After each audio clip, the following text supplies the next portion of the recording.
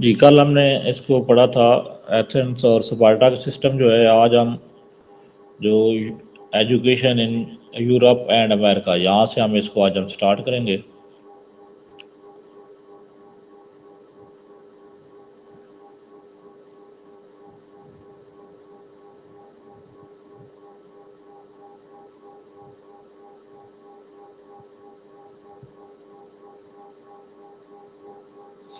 ठीक है, तो इसमें सबसे पहला टॉपिक आज का वो है जॉन पेस्टलोजी। जॉन पेस्टलोजी जो हैं ये एक एजुकेशनिस्ट थे जिन्होंने जो अर्ली चाइल्ड एजुकेशन पे और टीचर ट्रेनिंग पे काम किया है। इनकी कुछ इम्पोर्टेंट जो खिदमात है वो आपके साथ में शेयर कर देता हूँ। ठीक है, ये जो जॉन पेस्टलोजी हैं ये इन्फ्लुएंस थे रूसियो से। ठीक है, रूसियो की बुक जो है इमाइल उससे इन्फ्लुएंस थे और इसलिए इसको हम इनको नेचुरलिस्ट में काउंट करते हैं। ठीक है, तो जॉन पेस्टलोजी जो हैं फिलॉसफी के लिहाज से अगर हम बात करें तो वो नेचुरलिस्ट होंगे। He argued that humans were naturally good but spoiled by corrupt society. ये रूसी इस बात पे इतफाक करते थे, जैसा कि हमने पीछे नेचुरलिज्म में भी पढ़ गया है कि रूसियो कहता था कि ये जो बॉय चिल्ड्रंस होते हैं ये नेचुरली गुड होते हैं, ये हमारा मुआशरा है जो उनको ख़राब कर देता है। ये हमारे इंस्टीट्यूशंस होते हैं, स्कूल होते हैं या वो सोसाइटी में जाते हैं तो वहाँ से वो ख़राब हो जाते हैं। बुनियादी तौर पर जो बच्चे होते हैं बाई नेचर वो गुड होते हैं। तो इसी तरह मतलब ये उसके साथ इस मामले में बिल्कुल एग्री करता है, पेस्टरोजी करता है। ठीक है ना, ये बहुत ज़्यादा मुतासिर था रूसियो से, लेकिन जहाँ पे थोड़ा इसमें फ़र्क जो आया है वो ये है कि रूसियो जो है वो तो बिल्कुल इग्नोर करता था टीचर के किरदार को या स्कूल के किरदार को, लेकिन इसने ये कहा था पेस्टलोजी ने कि हम इसके जो किरदार है स्कूल का उसमें बेहतरी ला सकते हैं, उसको नेचुरल वे में बिल्ड कर सकते हैं स्कूल को। So he was against present schooling as it promotes memorization and recitation। ये उस वक्त की जो प्रेजेंट स्कूलिंग थी उससे चूँकि वो जैसा कि आज भी बहुत सी एक इतराज़ किया जाता है एजुकेशन के ऊपर कि इसमें मेमोराइजेशन पे या रट्टा लगाने पे बहुत ज़्यादा फोकस किया जाता है। अच्छा, ही ओपन स्कूल्स एट बर्गडॉर्फ एंड येवर्डन। दो स्कूल उसने ओपन किए थे, बर्गडॉर्फ में और येवर्डन में। ठीक है, to educate childs and train teacher. तो ये जो दोनों स्कूल हैं बर्गडॉर्फ का स्कूल और जेवर्डन, जहाँ पे बच्चों को एडमिशन दिया जाता था और साथ साथ जो है वो टीचर्स की ट्रेनिंग की जाती थी। जिस तरह के हमारे यहाँ पाकिस्तान में आप कह लें कि ये एलिमेंट्री स्कूल या लिबॉर्ट्री स्कूल बनाए गए थे जिसमें टीचर्स की ट्रेनिंग के लिए वो स्कूल असल बनाए गए थे। तो ये भी एक तरह से टीचर ट्रेनिंग के दोनों स्कूल थे जहाँ पे टीचर्स को जो है वो गाइड किया जाता था, उन्हें बताया जो प्री सर्विस टीचर होते थे, मतलब ऐसे टीचर्स जिनकी अभी तक जॉब नहीं हुई तो वो यहाँ पे आगे ऐसे ही समझ लें जैसे आप बीएड करते हैं या एमएड करते हैं तो कोई डिप्लोमा लेते हैं जो उसके बाद आपकी जॉब होती है। तो उसी तरह के ये प्री सर्विस टीचर ट्रेनिंग के ये इदारे थे दोनों। सर जैसे पीपल टीचर भेजे थे, मतलब जिन्हें पीपल टीचर आवाज़ कहते नहीं हैं। आई, दोबारा बोलो। सर जिन्हें पीपल टीचर कहते हैं वो भी कह सकते हैं ना। हाँ बिल्कुल कह सकते हैं।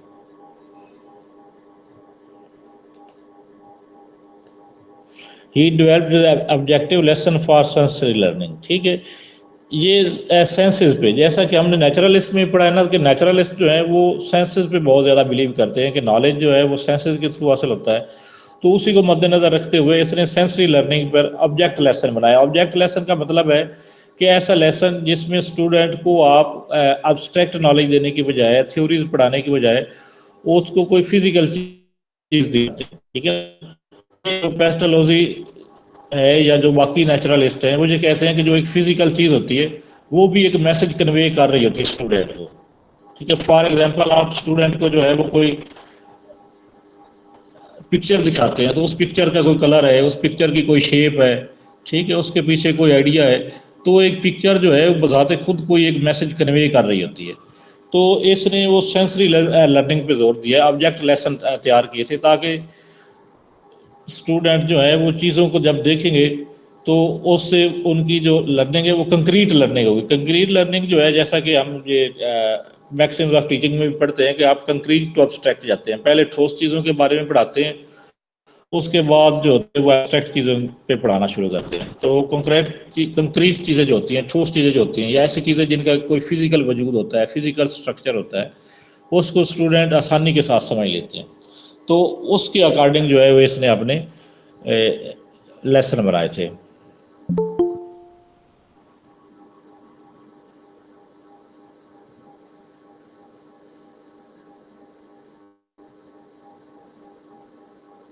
ठीक है, अगर हम इसकी इंस्ट्रक्शनल स्ट्रेटजीज़ की बात करें जो इसने रिकमेंड की हुई हैं पेस्टालोजी ने, ठीक है, ये 4 इसकी स्ट्रेटजीज़ हैं। सबसे पहले नंबर पर है कंक्रीट टू एब्स्ट्रैक्ट, जैसा कि पहले भी हमने वो पीछे पढ़ा है सेंसरी एब्स्ट्रैक्ट, दूसरा ऑब्जेक्ट लेसन में भी, कि पहले जो स्टूडेंट्स को आप कंक्रीट चीज़ों के बारे में बताएं, फिर उसको एब्स्ट्रैक्ट चीज़ों के बारे में लेके जाए। फॉर एग्जांपल आपने बताना है कि कोई जानवर किस तरह होते हैं, तो आप उनको जानवर दिखाएं, ठीक है। तो जिसको हम एक्सपीरियंस बेस्ड लर्निंग कह सकते हैं, वो लर्निंग हो, या फील्ड ट्रिप की बात जैसे कि हमने नेचुरलिज्म में पढ़ी, इस तरह की चीज़ इसमें भी है। ठीक है, तो नेचुरलिज्म में जो कुछ हमने पढ़ा था ना, ये उससे बहुत ज़्यादा हद तक ये इन्फ्लुएंस था, तो इसमें वही चीज़ें हमारे पास आ रही हैं। दूसरा है नाउन टू अननाउन, कि बच्चे को वो चीज़ वहाँ से पढ़ाना शुरू करें जहाँ से बच्चा जानता है। बच्चे को पता है, जितना बच्चे के पास नॉलेज है वहाँ से आप पढ़ाना शुरू करेंगे, और आस्ता आस्ता आगे आप बच्चे को उस लेवल तक लेके जाएंगे जिन चीज़ों का बच्चे को नहीं पता होता। उसके बाद है इजी टू कम्प्लेक्स, के पहले आसान चीज़ें पढ़ाएं, और उसके बाद आस्ता आस्ता बात जो है वो कम्प्लेक्स लेवल की तरफ जाएं। और इसी तरह इसका नंबर 4 पॉइंट है कि प्रोसीड ग्रेजुअली, कि आप स्टेप बाय स्टेप चीज़ों को पढ़ाएं। ठीक है, ग्रेजुअली का मतलब है step by step. He was specially dedicated to children who were poor, hungry and socially और साइकोलॉजिकली हैंडीकैप्ड। तो मतलब इसने ज़्यादा काम जो किया है वो हैंडीकैप चिल्ड्रन के साथ किया है इसने। ठीक है, इसका जो कहना है, जो पेस्टोलॉजी का कहना है कि if children were angry he fed them, if afraid he comfort them, he think love is basic to teaching. ठीक है, इसने कहा है कि लव इज़ बेसिक टीचिंग, कि अगर बच्चा जो है वो उसको कोई खौफ है तो आप पहले उसका खौफ दूर करें, अगर उसको भूख लगी हुई है तो पहले आप उसकी भूख दूर करें, तब आप जाके उस बच्चे को पढ़ा सकते हैं। तो लव जो है वो टीचिंग की बुनियाद है इसके अकॉर्डिंग, पेस्टोलॉजी के अकॉर्डिंग। तो उसके बाद नेक्स्ट हमारे पास जो है वो है फ्रोबेल। ठीक है, फ्रोबेल से आप सब लोग जो है वो वाकिफ़ होंगे। इसका जो मेन कारनामा था फ्रोबेल का, वो किंडर गार्टन था। किंडर गार्टन का मतलब होता है बच्चों का बाप। किंडर जो है वो चाइल्ड को कहते हैं, और गार्टन का मतलब होता है बाप। He is pioneer of kindergarten or children garden. ये स्कूल जो है ये उसने ओपन किया था फ्रोबेल ने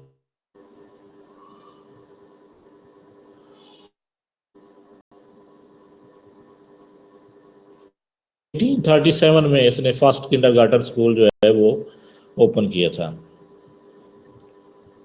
फ्रोबेल जो है इसको ये फिलासफी के लिहाज से आइडियलिस्ट फिलासफर से ज़्यादा मुतासर था। ठीक है, ये थोड़ा सा आपने याद रखना। ये तीनों जो है ना, फर्स्ट में जो हमारे पास है पेस्टोलॉजी है, और उसके बाद ये फ्रोबेल है, और साथ इसके है मारिया मॉन्टेसोरी। तो ये तकरीबन एक ही दौर के ये तीनों टीचर्स हैं। ठीक है, तो बहुत सी चीज़ें इनमें आपस में मुश्तरक भी हमें नज़र आती हैं, क्योंकि सब ने जो है वो जो छोटे बच्चे होते हैं उनकी एजुकेशन के ऊपर इन सब ने काम किया है।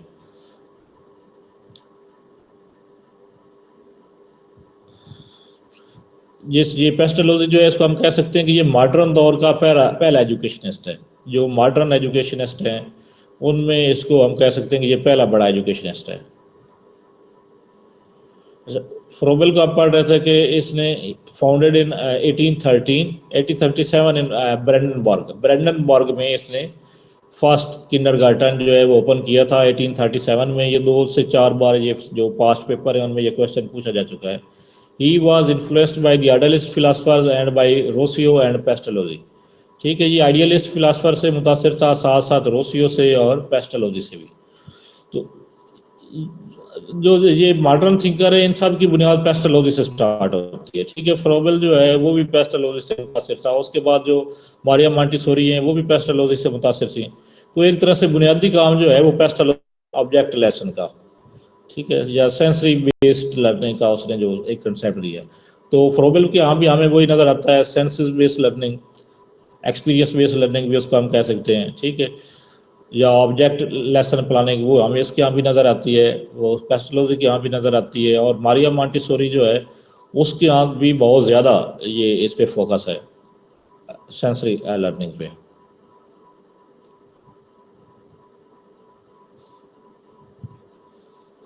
Drawing on is mathematical and scientific knowledge, Froebel developed A set of gifts, ठीक है, अपना मैथमेटिक और साइंटिफिक नॉलेज उसने इस्तेमाल करते हुए एक सेट ऑफ गिफ्ट बनाया, ठीक है। उसमें कुछ वुडन ब्लॉक हैं 1 से 6 तक, और उसको उसने introduce occupations, gift and occupation, ठीक है। इसमें दो चीज़ें हैं, ठीक है, सेट ऑफ गिफ्ट है, गिफ्ट में वुडन ब्लॉक वगैरह बने हुए हैं, और एक साथ उसके सेट दूसरा होगा, उसको उसने नाम दिया ऑक्यूपेशन का। तो ये कह लें कि जो टीचिंग एड्स होती हैं या जो इसका टीचिंग मटेरियल था उसमें दो तरह की चीज़ें इसने शामिल की थी। एक थी एक को इसने गिफ्ट का नाम दिया और एक को इसने ऑक्यूपेशन का नाम दिया। गिफ्ट से मुराद वो मटेरियल था जो फिक्स्ड शेप थी, जो लकड़ी के बने हुए मुख्तलिफ ब्लॉक वगैरह फिक्स शक्ल में थे इसके, तो जिसमें स्टूडेंट कोई चेंजिंग नहीं कर सकते थे, तो नाम लिया। और वो चीज़ें जिनमें स्टूडेंट अपनी मर्जी से उनमें चेंजिंग कर सकते थे, उनको जोड़ मुख्तलिफ उनके अंदर तब्दीलियाँ ला के उनसे नई चीज़ें बना सकते थे, तो उसको उसने आपको पेज का नाम दिया। मसलन हमको धागा होगा, मट्टी हो सकती है कि, ठीक है, तो मट्टी को मोल्ड करके स्टूडेंट कोई नई शेप बना लें या धागे की मदद से बना लें, तो इस तरह की चीज़ें जो थी उसको उसने नाम दिया था ऑक्यूपेशंस का, ठीक है। इंक्लूडिंग ये एग्जाम्पल साथ मैंने लिखी हुई है, स्टिक्स हैं, क्ले है, सैंड स्लेट्स हैं, ठीक है, और चाक है, wax, shell, stone, scissors, paper folding etcetera. तो ये सारी चीज़ों को उसने ऑक्यूपेशंस का नाम दिया है,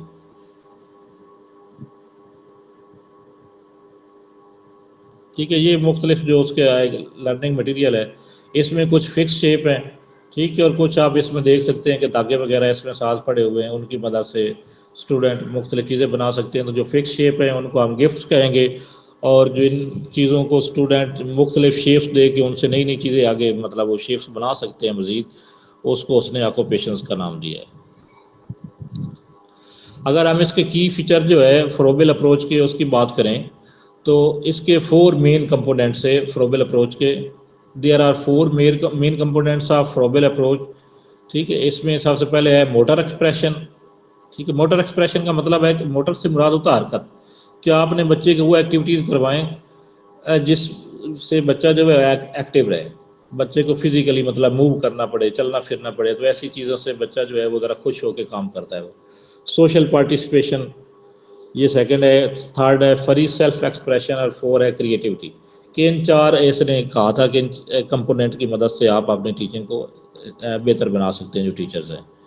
तो इसके लिए इसने कुछ जो अब जिन अप्रोचेस पे इसने जोर दिया है, उसमें सबसे पहले है प्ले ड्राइव लर्निंग, कि बच्चे को आप खेल कूद में सिखाएं, ठीक है। बच्चे को अगर आप रट्टा लगवाने लग जाएंगे, चीज़ें याद करवाने लग जाएंगे, तो उससे बच्चा जो है वो बर्डन ले जाता है। तो आप जो टीचर जो है वो कोशिश करें कि बच्चे को खेल कूद के तरीक़ों से उसको तालीम दें,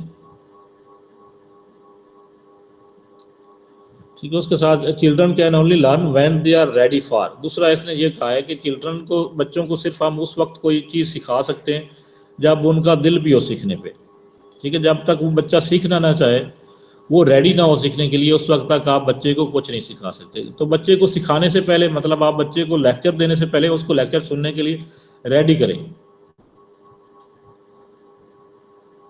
थर्ड इसमें है the teacher should serve as a guide, teacher जो है वो ये नहीं है कि वो कोई एक इल्म का मंबा होगा बच्चे के सामने, के सारा इल्म जो है वो बच्चे को देता जा रहा है, बच्चा चीज़ों को याद करता जा रहा है, बल्कि टीचर की जिम्मेदारी सिर्फ है कि बच्चे को गाइड करे टीचर, ठीक है। बच्चा खुद नॉलेज जो है वो हासिल करेगा, मुख्तलिफ एक्टिविटीज़ में बच्चा जब इन्वॉल्व होगा, मुख्तलिफ वो एक्टिविटीज़ करेगा बच्चा, तो उससे बच्चा जो है वो अपना नॉलेज कंस्ट्रक्ट करेगा, अपना नॉलेज जो है बिल्ड करेगा बच्चा, ना कि टीचर की ये जिम्मेदारी है कि वो बच्चे को सारा नॉलेज दे।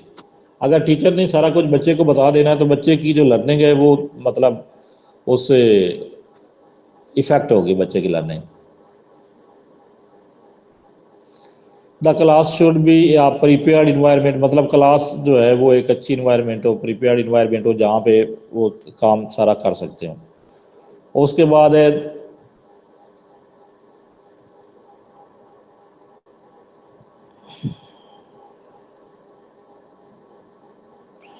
ठीक है, लास्ट पॉइंट वही है कि the movement is imperative of young learners के जो मूवमेंट है वो बड़ी ज़रूरी है बच्चों के लिए। बच्चे को आप एक जगह पे बिठा देंगे या कोई चीज़ सिर्फ याद करवाने लग जाएंगे तो उससे बच्चे की दिलचस्पी जो है वो कम हो जाएगी। अगर बच्चा मूव करता रहेगा, कोई ऐसा काम आप देंगे जिसमें बच्चे के साथ साथ मूवमेंट भी होती रहेगी तो उससे बच्चा जो है वो साथ एक्टिव रहेगा। ये फर्स्ट टू हैं, इसमें हमने अभी जो पढ़ा है इसमें पेस्टलोजी है और मारिया मॉन्टेसोरी है। तो इन दोनों की आपको क्या समझ आई है, थोड़ा इसका मुझे फीडबैक दे दें, फिर नेक्स्ट हम करते हैं इसका।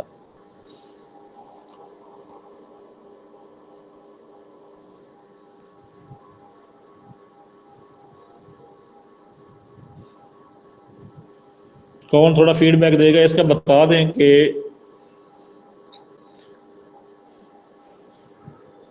पेस्टलोजी के बारे में थोड़ा सा बता दें आप में से एक।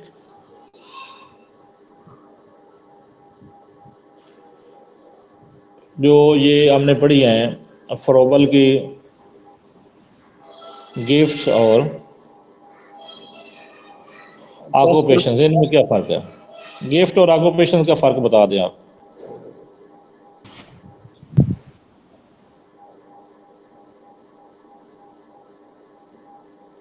अस्सलाम वालेकुम सर। जी जी। सर गिफ्ट्स वो थे जो फिक्स पोजीशन थी जिनको बच्चे चेंज नहीं कर सकते थे, और ठीक है। ऑक्यूपेशंस वो जिनको बच्चे जो थे वो उनकी शेप्स चेंज कर सकते, उनसे कोई और चीज बना सकते थे। For example. For example gifts जैसे उन्होंने लकड़ी के ब्लॉक्स वगैरह बने हुए थे जिनको बच्चे चेंज नहीं कर सकते थे, और ऑक्यूपेशंस जैसे मिट्टी, धागे, ऐसी चीजें जिनसे बच्चे और चीजें, नई चीजें बना सकते थे। ठीक है। अच्छा, कोई और ये बता दें प्ले ड्राइव लर्निंग से यहाँ पे क्या मुराद है?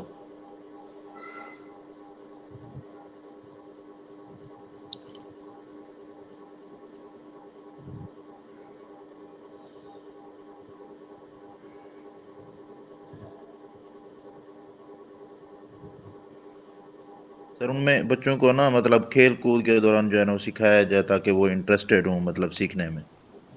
प्ले ठीक है। Drive learning. जी सर। ठीक है। सर ये प्ले ड्राइव लर्निंग ऐसे है, लाइक जैसे एक्टिविटी लर्निंग होती है सर, बच्चे जी खेल खेल। बिल्कुल। असल में वो इसने मटेरियल भी इसी तरह का डेवलप किया है ना ताकि बच्चे जो है वो उससे खेल कूद में वो तालीम जो है वो हासिल करें।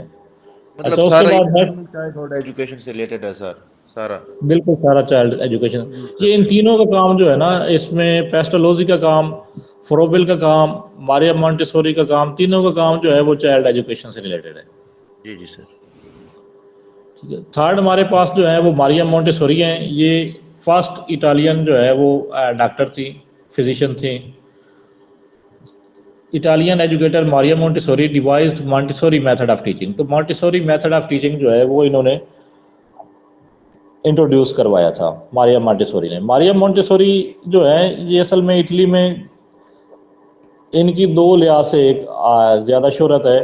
एक तो इन्होंने जो एक ये एजुकेशनिस्ट के तौर पर अपना रोल अदा किया और उसके साथ साथ एक फेमिनिस्ट के तौर पे भी इन्होंने अपना रोल अदा किया। औरतों के हकूक़ के हवाले से या औरतों को जो मसाइल वगैरह थे वहाँ माशरे के अंदर, तो उन्होंने बड़ा एक एक्टिव रोल प्ले किया। तो ये दो चीज़ों की वजह से इनकी Italian educator Maria Montessori devise Montessori method of teaching. Second है he was the first woman of Italy awarded the degree of doctor of medicine. Third है she was early childhood educationist and feminist. ठीक है।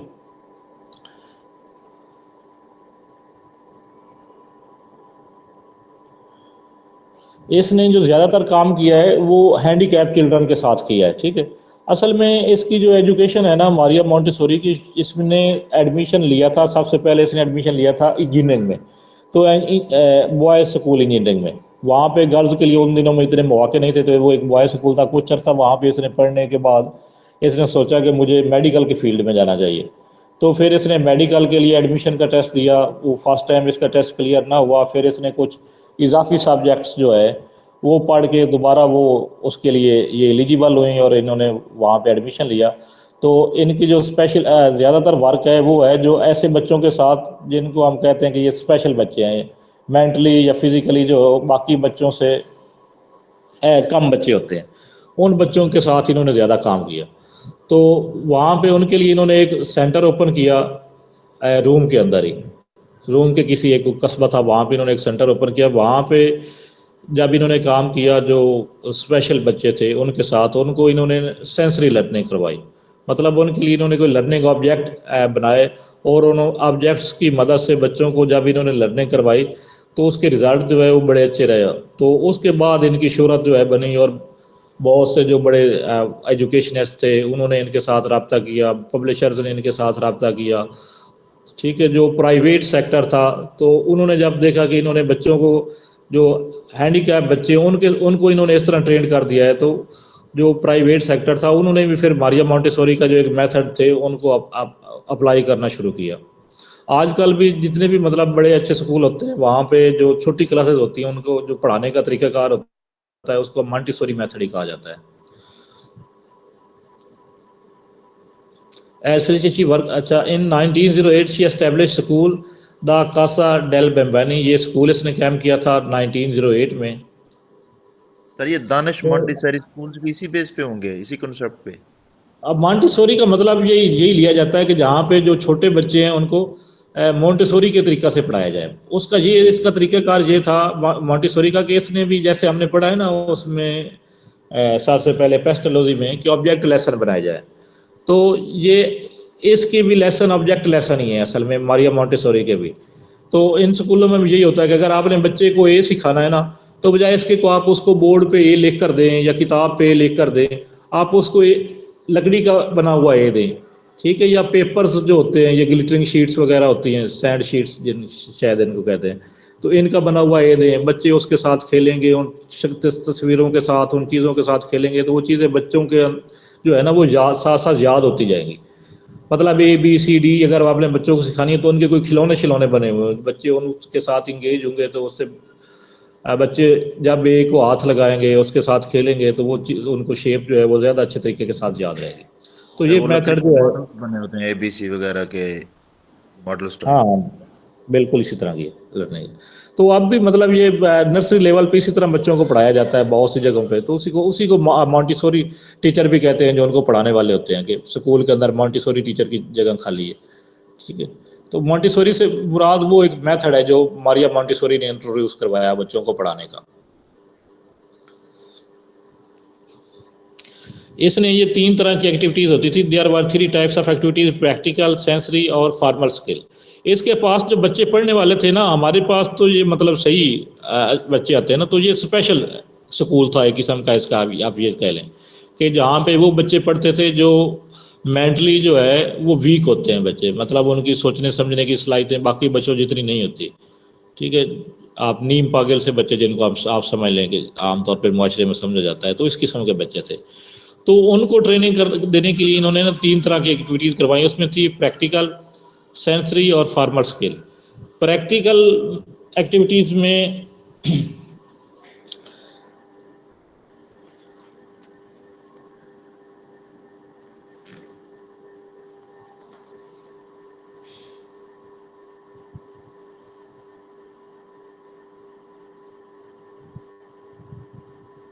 Sir ये मेरे ख्याल में practical में ये बच्चे को जिस तरह वो डिशेस धोने का और काम नहीं सिखलाया जाता, ये ये उस खाना वगैरह पेश करने का इस तरह की एक्टिविटी प्रैक्टिस। जी ठीक है। तो इसमें मतलब प्रैक्टिकल चीज़ों से मुराद यही है कि बच्चा जो है वो अपना काम जो उसका रूटीन का होता है ना वो कर सके अपनी लाइफ में, उसको किसी किस्म का मसला ना बने। मतलब उसने अपने शूज़ कैसे पॉलिश करने हैं, अपने कपड़े कैसे प्रेस करने हैं, ठीक है, बर्तन अपने कैसे धोने, ताकि वो अपनी एक रूटीन लाइफ जो है ना बच्चा वो गुजार सके। तो उन चीज़ों को इसने प्रैक्टिकल, आपने ठीक बताया जो बता रहे थे पहले, तो उन चीज़ों को इसने प्रैक्टिकल एक्टिविटीज़ का नाम दिया। उसके बाद सेंसरी में सेंसेस की ट्रेनिंग करवाई जाती है। फॉर एग्जांपल ये हो सकता है कि ऐसी एक्टिविटीज़ जिससे बच्चे की सेंसेस जो होती हैं वो ट्रेंड हो। तो इसकी ये हो सकती है कि आप बच्चे जेब में कोई चीज़ डाल के बच्चे को कहें कि आप हाथ लगा के बताएं कि जेब में क्या है या पॉकेट में क्या चीज़ है, तो बच्चा उसको छू के बताएगा।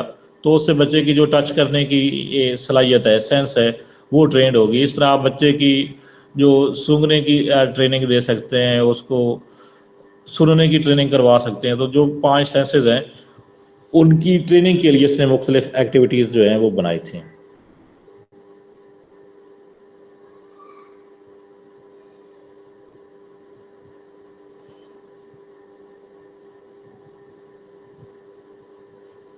उसके बाद फार्मल स्किल जो हैं, थर्ड है practical, sensory and formal skill. तो फार्मल स्किल से मुराद ये प्रॉपर स्कूलिंग की स्किल जो होती है, जिसमें रीडिंग, राइटिंग या इस तरह की ये चीज़ें आ जाती हैं, तो वो इसमें इंक्लूड थी।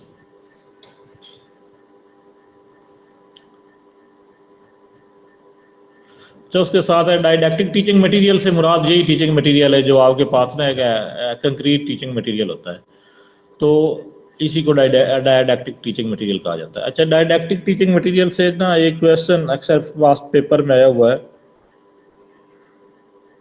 कि मैथमेटिक्स पे सबसे पहले किसने डायलैक्टिक टीचिंग मटेरियल जो है वो यूज़ किया था। तो उसका जो बहुत सी किताबों में राइट आंसर लगा हुआ है ना, वो है वैगनशीन। वैगनशीन शायद नाम है, यही नाम है। तो ये भी आपने एक क्वेश्चन जो है वो याद रखना है, बहुत से पास्ट पेपर में ये क्वेश्चन रिपीट हुआ है।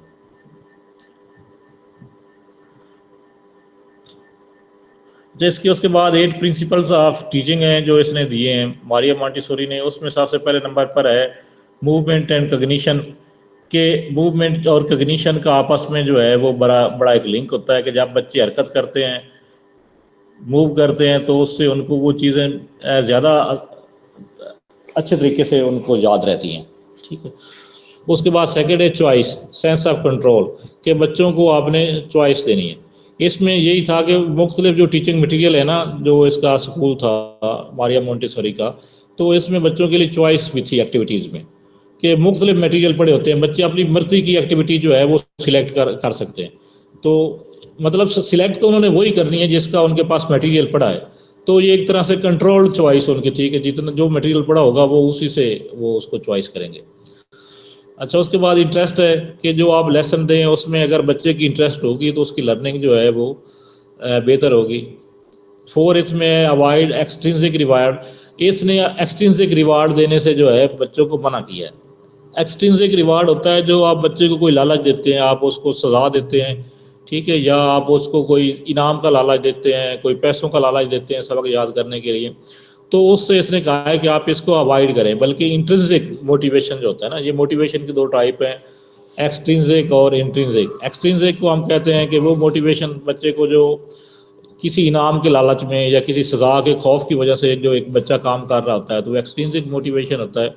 इंट्रिंसिक होता है जो बच्चे की एक अपनी एक अंदरूनी सोच होती है, एक उसके अंदर लगन होती है या शौक़ होता है, उस शौक़ की वजह से जो बच्चा काम कर रहा होता है वो इंट्रिंसिक होता है। तो इसने ये कहा था कि आप एक्सट्रिंसिक रिवार्ड जो है बच्चों को वो ना दें। ठीक है। लर्निंग फ्रॉम पीयर्स, के बच्चे जो उनके हमजोली होते हैं, जो उनके दोस्त होते हैं, तो उनके साथ खेल कूद से बच्चे बहुत कुछ सी चीज़ें जो है वो सीख रहे होते हैं। लर्निंग इन कंटेक्स्ट के, आपने बच्चों को कोई चीज़ भी जो सिखानी है तो वो अकेली नहीं होती बल्कि उसका एक कंटेक्स्ट होता है। ठीक है। तो बच्चों को जो नॉलेज आप दें वो कंटेक्स्ट में दें, मतलब बच्चे ये ना समझें कि ये सिर्फ किताबी बातें हैं, बल्कि उसको अपनी सोसाइटी के अंदर और उनको बताएं कि ये नॉलेज जो हमारा आप आपको पढ़ा रहे हैं या ये चीज़ें जो हैं ये माशरे में किस तरह आपके लिए मुफीद हैं। तो उससे बच्चे जो होते हैं उनके अंदर एक उसकी दिलचस्पी जो है उनकी बढ़ जाती है। उसके साथ एडल्ट इंटरेक्शन है कि हर बच्चे को एडल्ट इंटरेक्शन तो उसका होता ही रहता है, कि घर में होता है, अपने बड़ों के पास बैठता है, बुज़ुर्गों के पास बैठता है, या स्कूल में टीचर के साथ जाता है, तो वहाँ पे उसकी लर्निंग हो रही होती है। तो वहाँ पे ये एडल्ट्स की जिम्मेदारी होती है कि अगर उनके पास बच्चा बैठा है या बच्चा उनको ऑब्जर्व कर रहा है तो वो इस तरह का बिहेवियर शो करें जिससे बच्चा कोई पॉजिटिव सी चीज़ सीखे। तो ये 8 प्रिंसिपल इसके थे, मारिया मोंटेसोरी ने ये टीचिंग के हवाले से दिए हैं।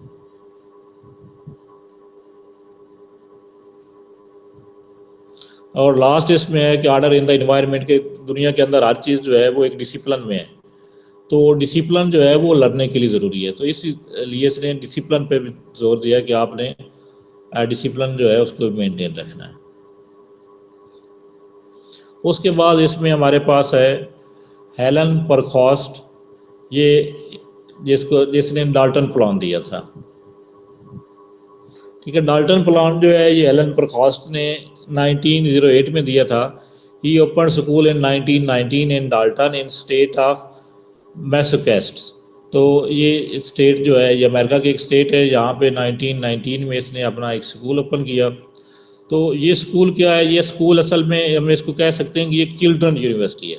ठीक है ना, जैसे हम यूनिवर्सिटी में एजुकेशन हासिल करते हैं, एक उसमें बहुत हमें मतलब एक फ्री किस्म का माहौल मिलता है, तो उसने इसी किस्म का माहौल या एक इन्वायरमेंट जो है वो स्कूल लेवल पे बच्चों को फराम करने की कोशिश की है डाल्टन प्लान में।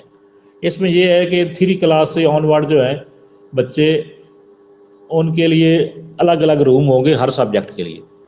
ठीक है, 3 क्लास से नीचे इसने कहा है कि वो चीज़ें मतलब उस पर उतना फोकस नहीं है, लेकिन 3 क्लास से ऊपर हर सब्जेक्ट का अलग टीचर होगा और हर सब्जेक्ट का एक अलग रूम होगा, तो बच्चों के पास चॉइस होगी।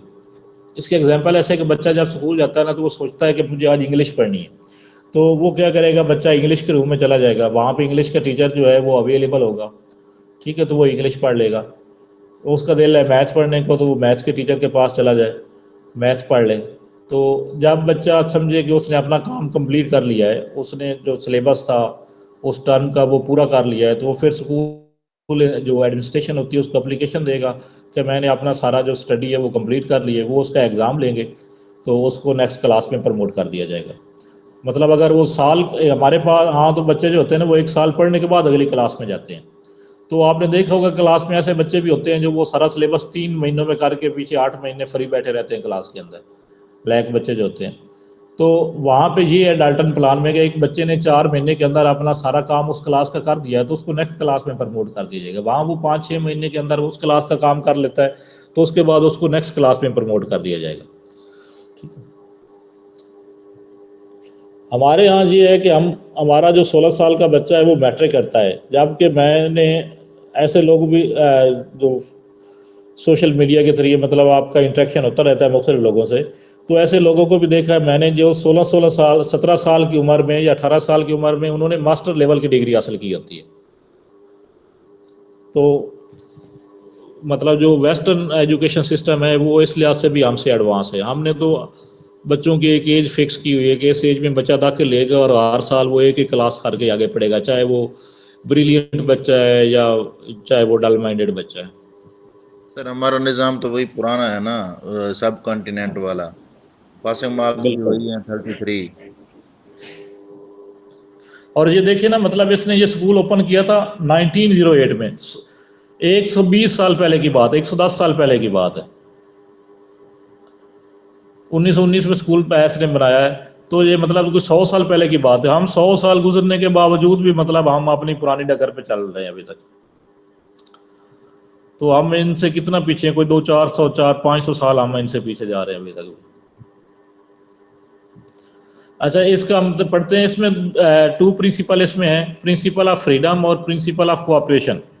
ये दोनों प्रिंसिपल कैसे काम, प्रिंसिपल ऑफ फ्रीडम तो मैंने आपको पहले समझा दिया है कि बच्चे को जो है वहाँ पे स्कूल में मुकम्मल आज़ादी है, वो कितना पढ़ना चाहता है, क्या पढ़ना चाहता है, कब पेपर देना चाहता है, ये बच्चे की चॉइस है। उसके बाद प्रिंसिपल ऑफ कोऑपरेशन है कि जो स्कूल की या टीचर जो है उनके साथ उसका मतलब अगर टीचर ने बच्चे को काम भी देना है तो वो भी बच्चे, नहीं इसको थोड़ा सा शायद मैं मिस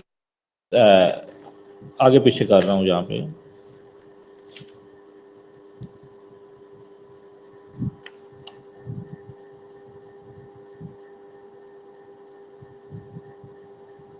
इसका मतलब ये कि आप स्कूल में मतलब एक तो इंडिविजुअल लर्निंग हो रही होती है ना, बाकी स्कूल जो है वो बच्चों के ग्रुप वगैरह बना देता है, कोई प्रोजेक्ट बच्चों के जिम्मे लगा दें ताकि वो आपस में उन्होंने कोऑपरेट, बच्चों ने किस तरह करना है, उनकी जो आपस में कोऑपरेशन है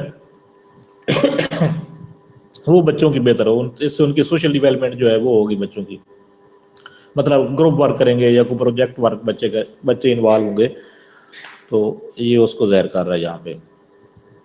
उसके बाद है इसके 3 हिस्से थे स्कूल के, इसमें है हाउस, असाइनमेंट और लैब। तो हाउस की भी एग्जांपल मैं आपको पहले दे चुका हूँ कि जो एक सब्जेक्ट के लिए मखसूस कमरा है वो हाउस है, ठीक है। ये इंग्लिश का हाउस है, ये मैथ का हाउस है, ये सोशल स्टडी का हाउस है, ठीक है, ये लैंग्वेज लर्निंग का हाउस है। तो इस तरह मुख्तलिफ हाउस होंगे। तो बच्चे ने जिस हाउस में जाना है उस टीचर के पास जाके वो पढ़ सकता है। सेकंड इसमें है असाइनमेंट। असाइनमेंट ये है कि टीचर ने बच्चे को काम क्या देना है, कितना देना है काम, इसका फैसला जो है वो टीचर नहीं करेगा, बल्कि ये उनकी म्यूचुअल अंडरस्टैंडिंग होगी, ठीक है। टीचर जो है वो अपनी मर्जी से सारा होमवर्क बच्चे को नहीं दे सकता कि आपने ये काम करके आना है, बल्कि वो बच्चे के साथ उस के हवाले से बच्चे से पूछ के कि आपको कितना काम दिया जा सकता है या कितना काम कर सकते हैं, या बच्चे को मोटिवेट करके कि आप इतना काम कर लें उसकी सलाहियतों को देख के।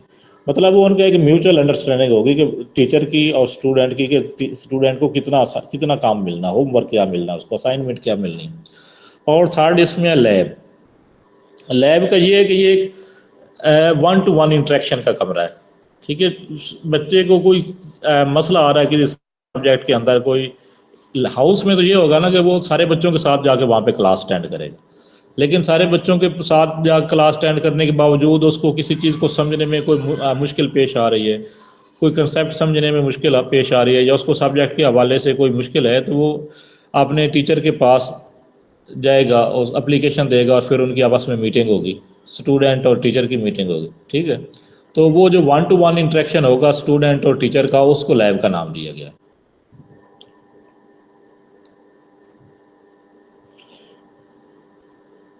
अच्छा, ये आज हम इसको यहाँ तक ही कर लेते हैं। इसको कोई अपने अल्फाज में थोड़ा बयान करना चाहे तो वो कर दे कि ये हाउस, असाइनमेंट और लैब क्या है।